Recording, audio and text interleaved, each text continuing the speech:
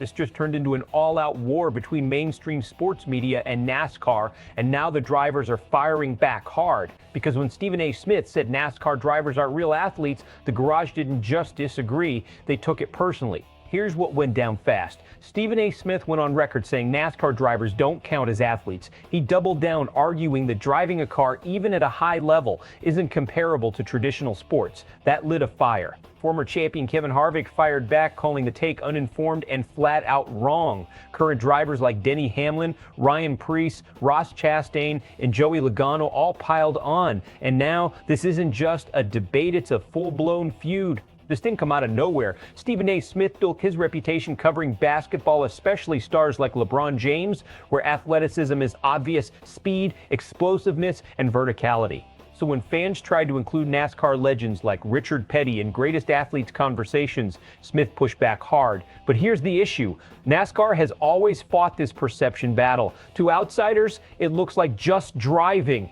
To insiders, it's more than 3 hours of extreme heat, G-forces, focus, and physical strain. And now that divide has moved into the mainstream. Inside the garage, drivers appear united. No one is backing down. At a broader level, this is about respect and how different sports define the word athlete. Let's break this down clearly. Stephen A.'s argument is rooted in visible athleticism. If it doesn't look like sprinting, jumping, or lifting, he questions it. But that's where the argument becomes more complex.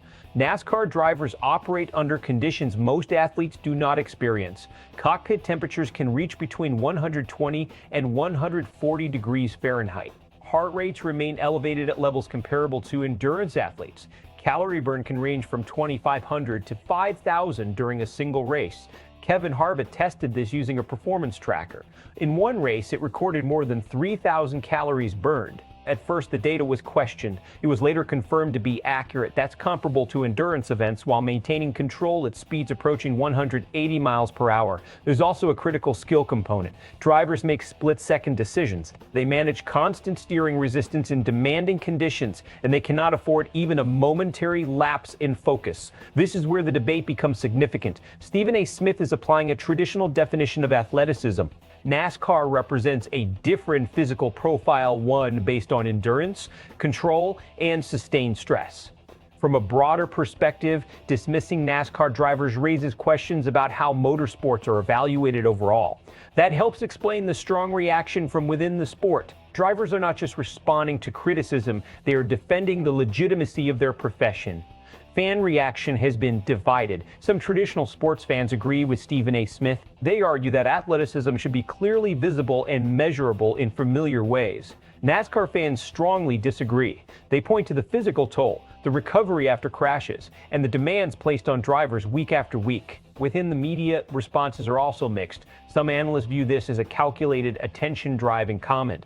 Others believe it reflects a misunderstanding of the sport. Even Ross Chastain suggested the remarks may have been intended to generate attention rather than accuracy. Looking ahead, there are two possible outcomes. In one scenario, this leads to a broader conversation about what defines an athlete.